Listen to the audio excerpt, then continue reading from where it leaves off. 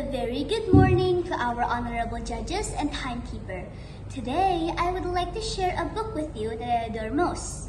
Speaking about books, do you guys like reading books too?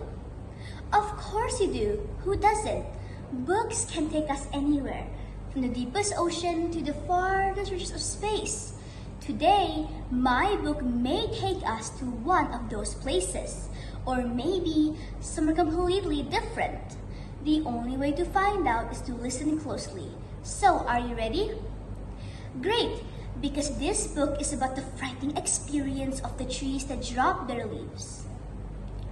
I would like to start my speech with a famous phrase of Ernest Hemingway, which says, "There are no friends as loyal as a book.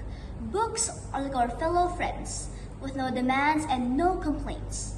They improve our knowledge, wisdom, and information, thus helping us taking the right decision in life."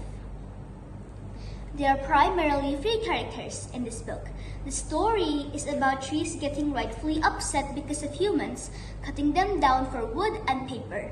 When the humans began to cut the trees down, the trees were so frightened and sad they began to die. They too began to drop their fruits and leaves. Later, the weather became very warm and dry. There was hardly any rain from the sky. The animals also had no cool place to rest. In the end, the parents agreed with the children to save and protect the trees with care and love. And that was when the trees started to come alive again. Before you ask where I got the book, I found this book in my school library one day and thought it would be worth presenting. The Trees That Drop Their Leaves is one of the 10 books from the second series of Bookworm Buddies by Geraldine St. Clair.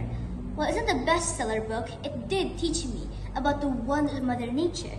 The book's cover design is by Lim Wai Fun. This soft cover book that cost 9.80 cents was published in Malaysia in 2001 by distribution Sendirian Berhad. I would like to thank the illustrator of the book, C. Matthew, for creating such incredible artwork.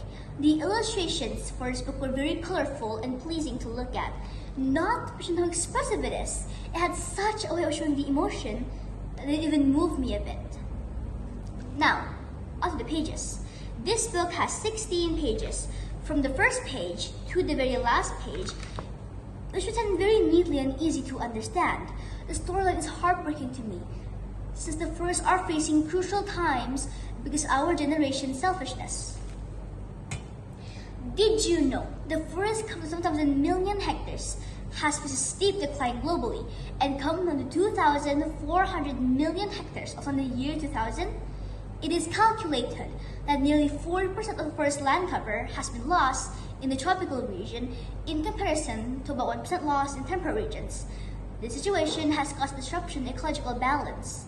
Moreover, it also interferes with the lives of wildlife and human beings as well.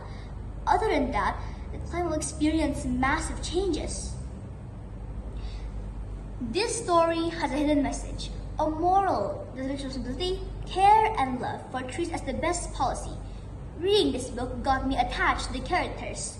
I suffer when the tree suffers. I feel their pain when humans cut them down. As I learn more about this story, I come to realize how selfish we are. And just as the story ends, I learn a key piece of information that love and care can make a big difference in saving the trees. Heal the world, make it a better place for you and for me and the entire human race. There are people dying. If you care enough for the living, make a better place for you and for me. Through the song, we must all come together to stop this from happening. Geraldine St. Clair clearly knew that when she wrote this book, it would have a massive impact to young children such as myself to raise the awareness to stop cutting down trees. Before I end my speech, I want to say we should never stop reading.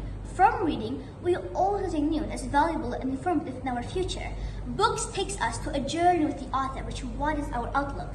Books our mind with noble thoughts and awaken our soul. I would highly encourage you to read this book in your spare time, or if you have children, even better, because I'm sure they'll find this book as enjoyable and educational as much as I did. This book also shows impeccably why trees should be cut down. There are many other occurrences in the story which contains morals that make it more appealing for me to adore this book. On reading these stories, we get to learn more and more about the importance of trees in our life. Munia Khan once said, "Trees exhale for us, so we can inhale for them to stay longer. Can we ever forget that? Let us love trees for every breath we take until we perish." With that being said, I wish everyone here health and happiness. Thank you.